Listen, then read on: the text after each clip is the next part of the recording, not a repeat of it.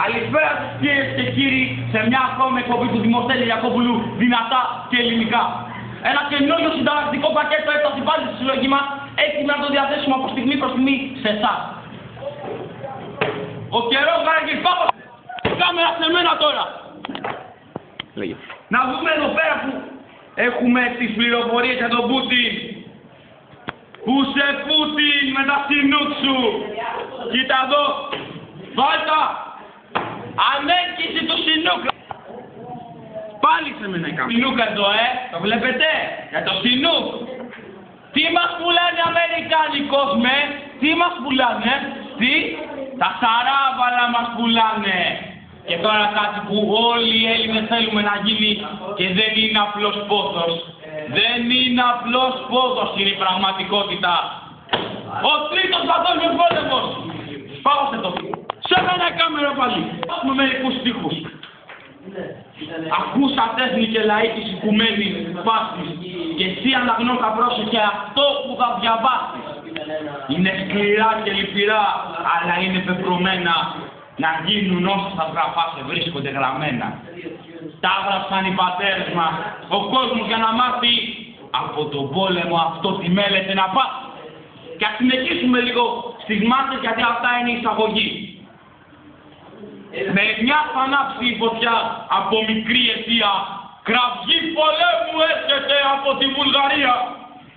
Η δε Ρωσία ξαφνικά εισβάλλει στην Τουρκία και ο σχήμαρος ερμητικός σαρώνει την Περσία. Και προχωρεί ακάθεκτη, φτάνει στην Παλαιστίνη. Ο Θεός θέλει αντίχριστος του κόσμου για να γίνει. Τότε κατέρχονται ομού, τη ζήτηση ως τα κράτη, West Side του Βορρά, που γίνονται όλα στάση. Με λίστα μείνεται σκληρά η Άσος και εννοεί φυσικά τη Ρωσία στην Τουρκία που αδίκησε την Ελλάδα. Σας τα λέει ο Ιακώβουλος, δεν το πιστεύετε.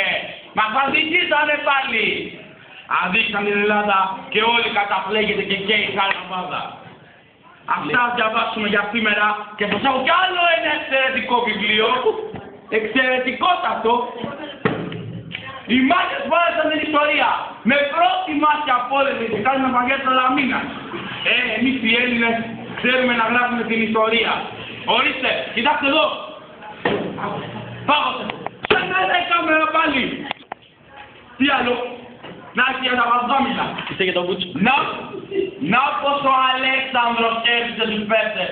Είδατε τι κάνουμε όταν είμαστε ενωμένοι. Και εσάς.